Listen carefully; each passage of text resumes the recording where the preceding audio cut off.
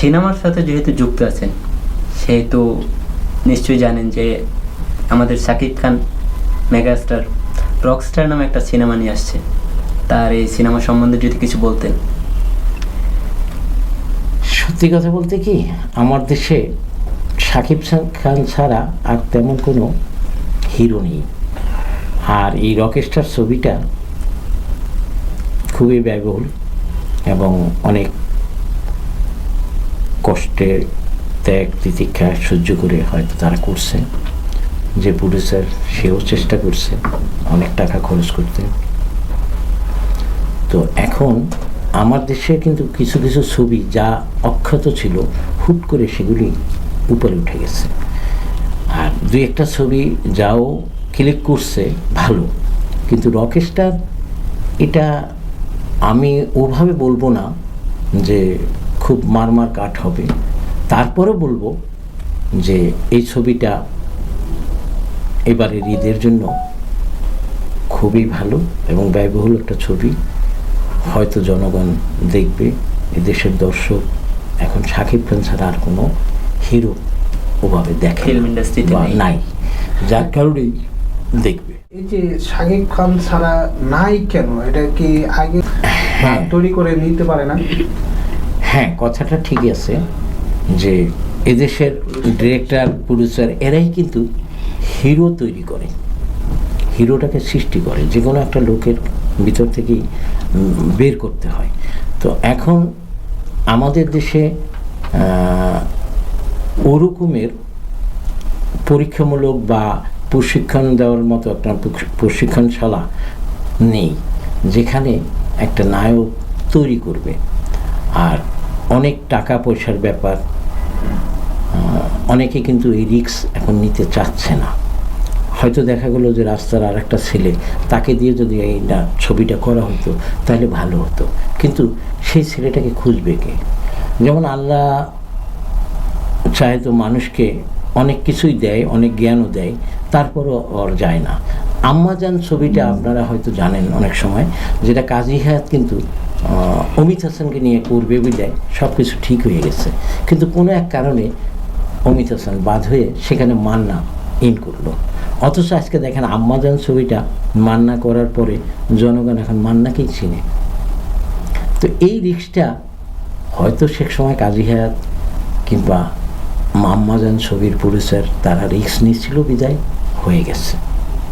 কিন্তু যদি আজকে শাকিব খানের এই মান্নার পরিবর্তে যদি অমিত হাসান আসতো তাহলে আজকে অমিত হাসান ভিলেন হওয়া লাগতো না।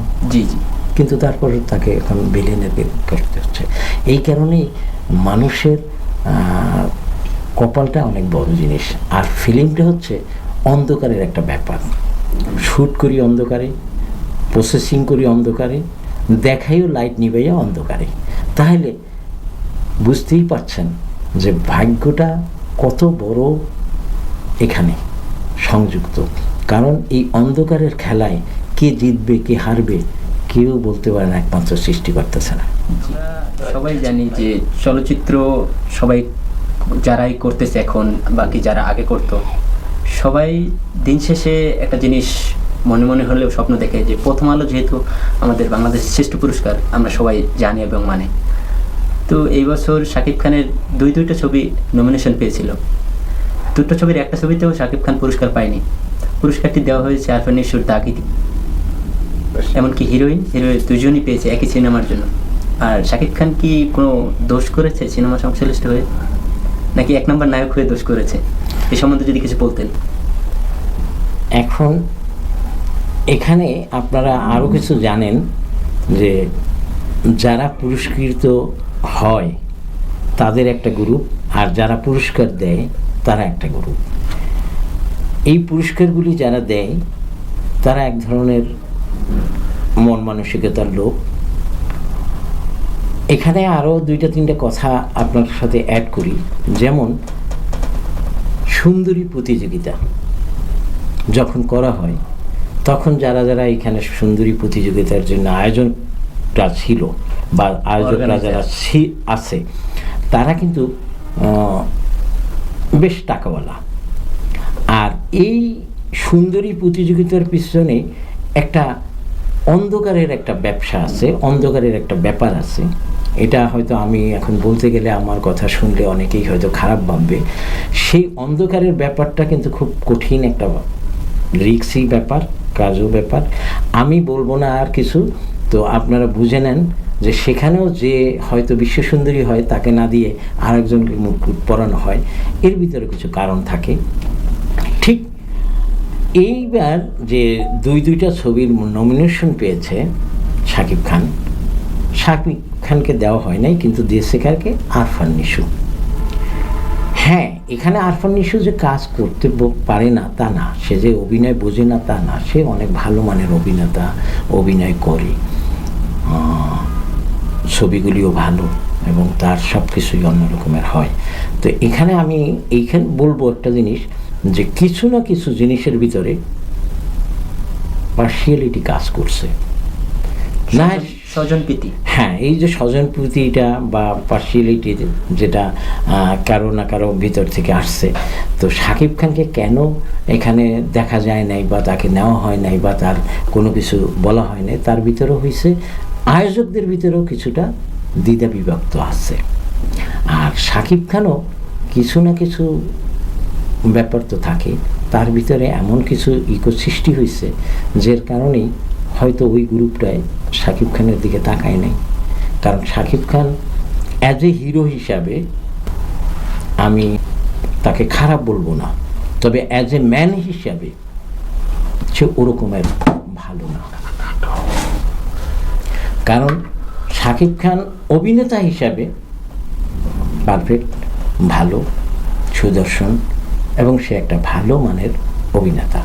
বাট ব্যক্তি জীবনে শাকিব খান কোথাও না কোথাও ঘাপলা আছে, যেটা আমি তার চলচ্চিত্রের ভিতরে গিয়ে আমি দেখছি যে তার ভিতরে কিছু দোষ ত্রুটি আছে।